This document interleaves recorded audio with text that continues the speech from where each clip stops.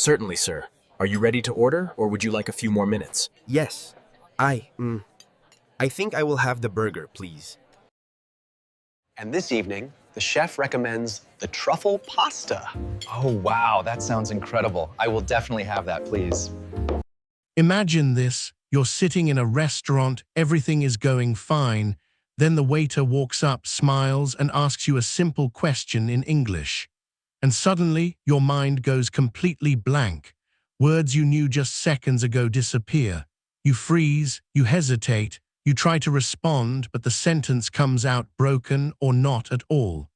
If this has ever happened to you, you're not alone, and more importantly, there's a real reason behind it. In this video, we're going to uncover exactly why this happens to English learners in real-life moments like this, and how you can fix it immediately so you never feel stuck or embarrassed again. Let's begin with something most learners don't expect to hear. Your problem is not a lack of intelligence, and it is not even a lack of vocabulary. You already know more English than you think. You can understand videos, read posts, maybe even write messages clearly. But the moment you stand in front of a native speaker, something strange happens. Your mind goes blank, your chest tightens, words that felt so easy suddenly disappear. You start speaking, then stop, then restart again. And what comes out is slower, broken, and filled with mistakes. This experience is so common that it has a name in psychology: performance pressure under real-time communication. And until you understand what is happening beneath the surface, you will keep blaming the wrong problem. The truth is, speaking is not the same as knowing. Speaking is a real-time skill, like driving in traffic, not like reading a map. When you read or listen, your brain has time to process, pause, and even guess meaning from context. But when you speak, especially with a native speaker, you are forced into instant production. There is no pause button, no time to translate slowly, no time to build the perfect sentence. And this is where your brain begins to panic, because it is not fully trained for speed yet. So instead of flowing, it hesitates. Instead of confidence, it chooses safety. And that safety shows up as silence, freezing, or very slow speech. One of the biggest hidden reasons you freeze is something called mental translation overload. Many learners build their English by first thinking in their native language, then translating into English before speaking. This works in writing. It even works when practicing alone. But in a real conversation, it becomes a disaster. Why? Because translation is slow. Your brain is trying to do two jobs at the same time, think in one language and speak in another. Meanwhile, the native speaker is already waiting for your response. That pressure makes your brain rush, and when it rushes, it crashes. You forget words you already know, you mix up grammar, you lose your train of thought. And suddenly you feel like you don't know English, even though that's not true. Another powerful factor is fear of judgment, even if the native speaker is friendly. Deep inside, your brain is asking dangerous questions. What if I sound stupid? What if they don't understand me? What if I make too many mistakes? These thoughts don't just stay in your mind, they affect your body. Your heart rate increases, your breathing becomes shallow, your focus narrows. This is not an English problem. This is your nervous system entering a mild fight-or-flight response. And when that happens, your brain shifts energy away from creativity and language production into survival mode. That's why you suddenly can't think clearly. It's not because your English disappeared. It's because your brain is temporarily prioritizing safety over communication. There is also the issue of perfectionism, which silently destroys fluency. Many learners believe they must speak correctly before they can speak confidently. So when they start forming a sentence, they try to check grammar, pronunciation, and vocabulary all at once. This creates a bottleneck in your mind. Imagine trying to drive a car while checking every mirror, every signal, every movement at the same time. You would freeze too. Native speakers don't speak perfectly. They speak automatically, but learners often try to speak perfectly, and that is what slows them down. Fluency comes from flow, not from perfection. And until you allow yourself to make mistakes freely, your speech will always feel blocked. Another reason you slow down is because of lack of speaking muscle memory. Yes, speaking is physical. Your mouth, tongue, and vocal patterns need training, just like muscles in the gym. You may recognize a word instantly when you hear it, but producing it correctly and quickly is a different skill entirely. If you haven't practiced speaking out loud consistently, your brain knows the word, but your mouth hesitates to form it. This delay creates pauses, repetition, and awkward rhythm. It's like knowing how a song sounds but struggling to sing it smoothly. Then there's something subtle but extremely powerful: the speed of native speakers. Native speakers don't slow down to match your thinking process. They use contractions, slang, connected speech, and natural rhythm. When you listen, your brain is working hard just to keep up. And while you are still processing what they said, they are already expecting your reply. This creates a mental lag. You're not just speaking, you're also catching up. And that delay adds pressure, which again leads to freezing or making mistakes. But perhaps the most overlooked reason is this: you have trained input more than output. You've watched videos, listened to podcasts, maybe read books, but how often have you actually spoken? Real speaking is often the smallest part of a learner's routine. So when the moment comes to use the language actively, your brain treats it as unfamiliar territory.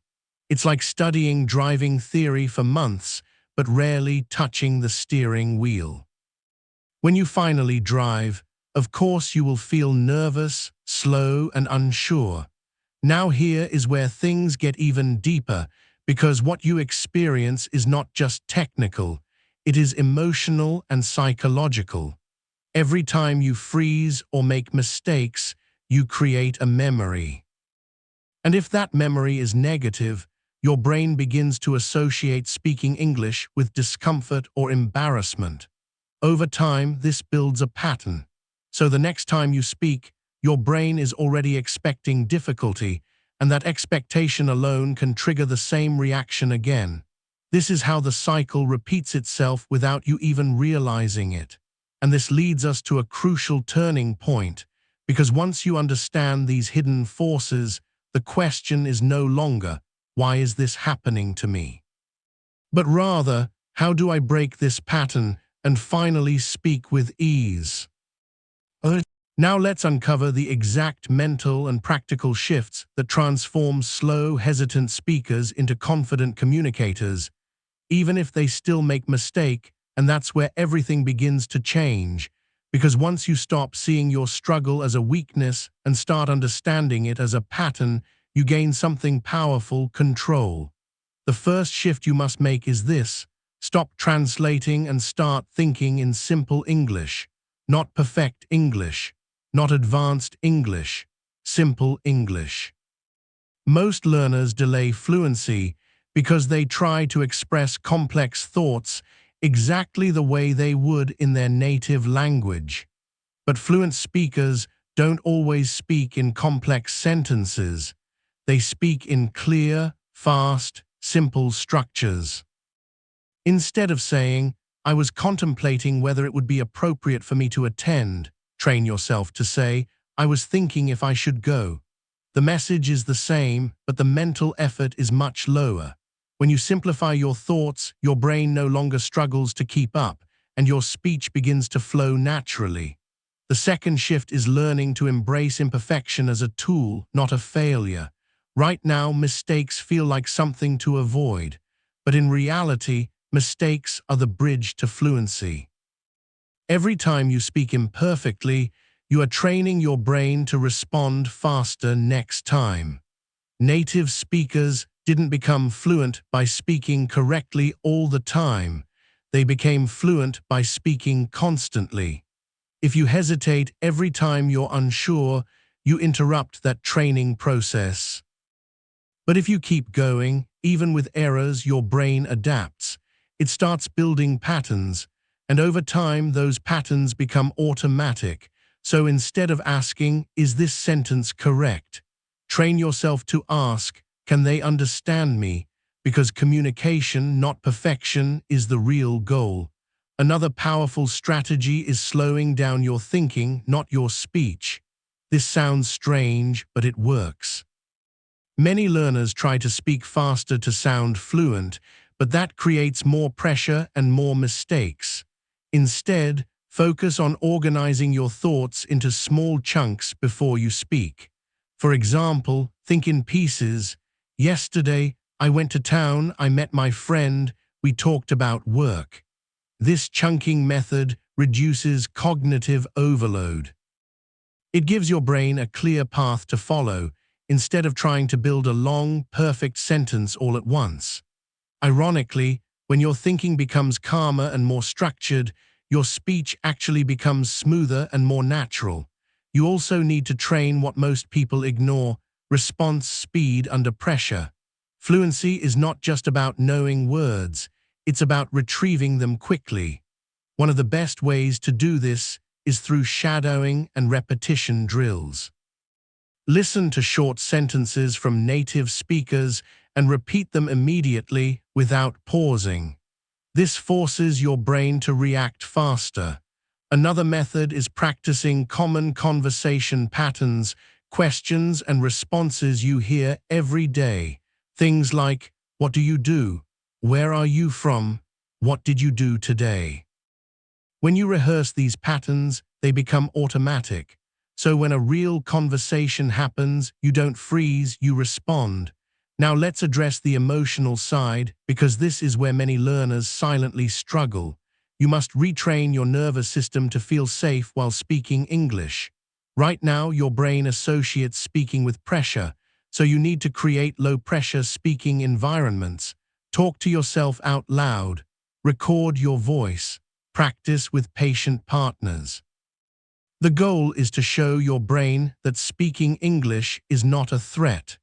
The more relaxed experiences you have, the less your body will react with fear in real conversations. Confidence is not built by forcing yourself into stressful situations. It is built by gradually expanding your comfort zone. Another overlooked technique is preparing your mind for conversations before they happen. If you know you're going to speak with someone, take a few minutes to think about possible topics and simple sentences you can use. This reduces the blank mind effect because your brain already has material ready to go. Athletes don't walk into competition without warming up, and speaking is no different.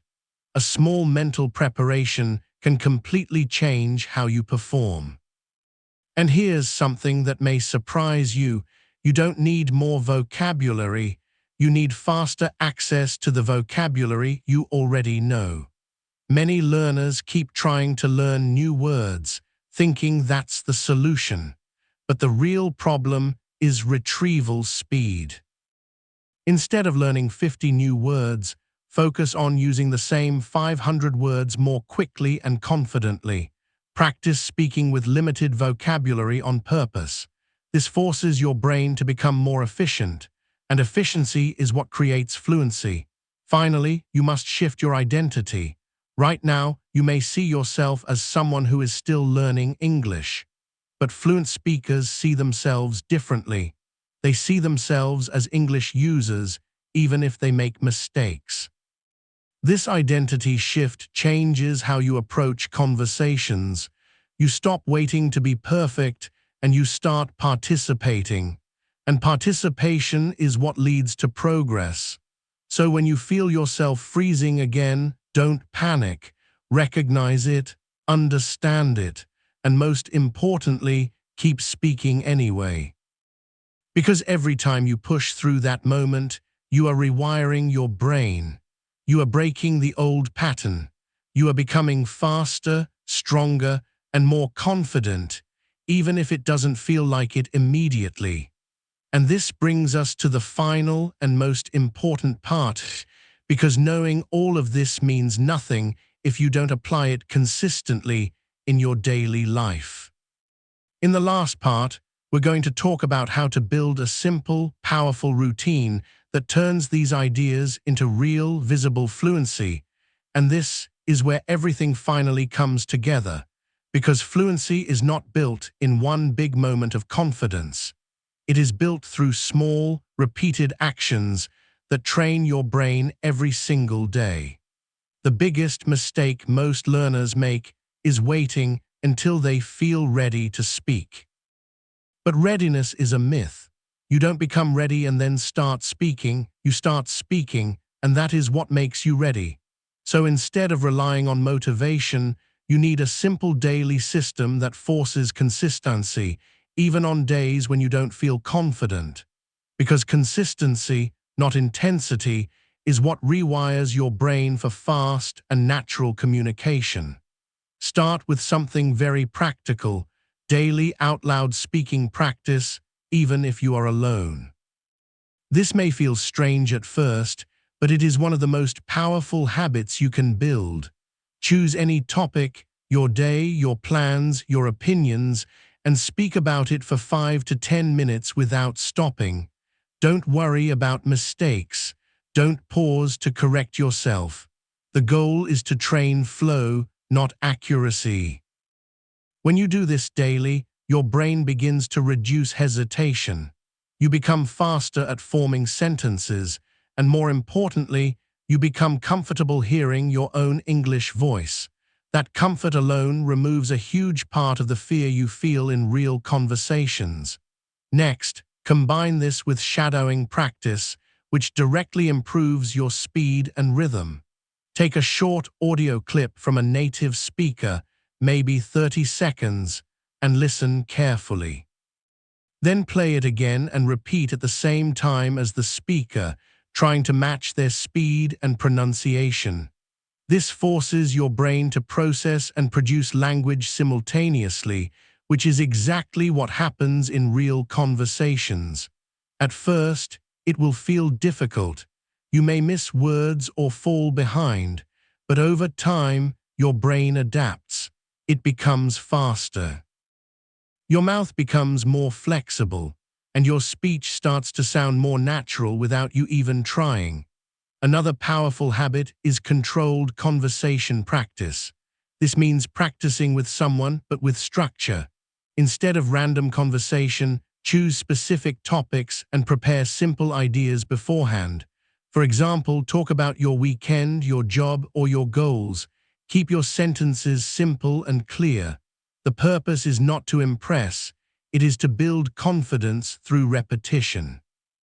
When you repeat similar topics multiple times, your brain begins to store ready-made responses.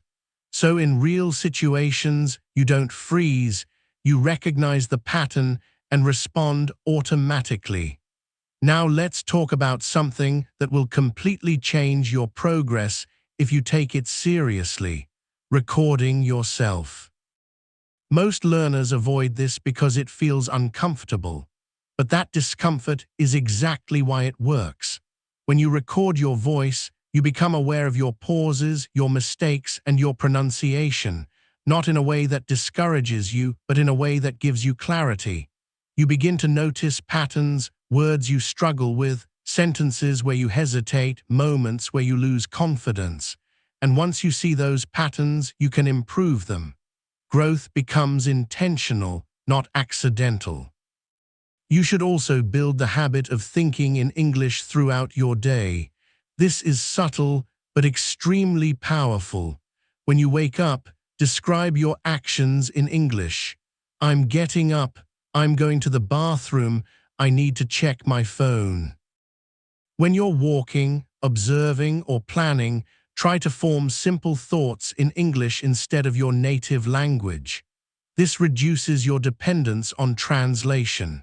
Over time, your brain begins to treat English as a natural thinking language, not a foreign one. And when that happens, speaking becomes much easier because you are no longer converting, you are expressing. Another key part of your routine should be building automatic responses.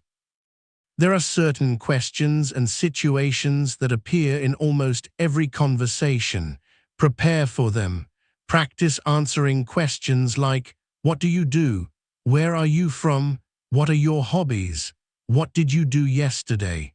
When you rehearse these answers multiple times, they become automatic. So when someone asks you in real life, you don't panic, you respond instantly. This removes a huge amount of pressure and helps you enter the conversation smoothly. But here is something you must always remember, especially on difficult days. Progress will feel slow before it feels fast. There will be moments when you still freeze, still make mistakes, still feel like nothing is changing. That is normal. Fluency is not a straight line. It is messy. It is uncomfortable. But every time you speak, even imperfectly, you are strengthening the connections in your brain. You are building speed. You are building confidence. And one day, without warning, you will notice something different. You are speaking without thinking so much. You are responding without freezing. And that moment will not come from luck. It will come from the work you are doing right now. So the next time you find yourself in front of a native speaker and your mind starts to panic, remember this: nothing is wrong with you. You are simply in the process of training your brain to perform under real-time pressure. Stay calm. Keep your sentences simple. Focus on communication, not perfection. And most importantly, keep going, because fluency is not about speaking perfectly. It is about speaking freely. And if this message reached you at the exact moment you needed it, make sure you stay connected for more insights that will transform the way you learn English. And I want to hear from you. If you're committed to breaking this barrier and becoming fluent, type "I will speak" in the comments.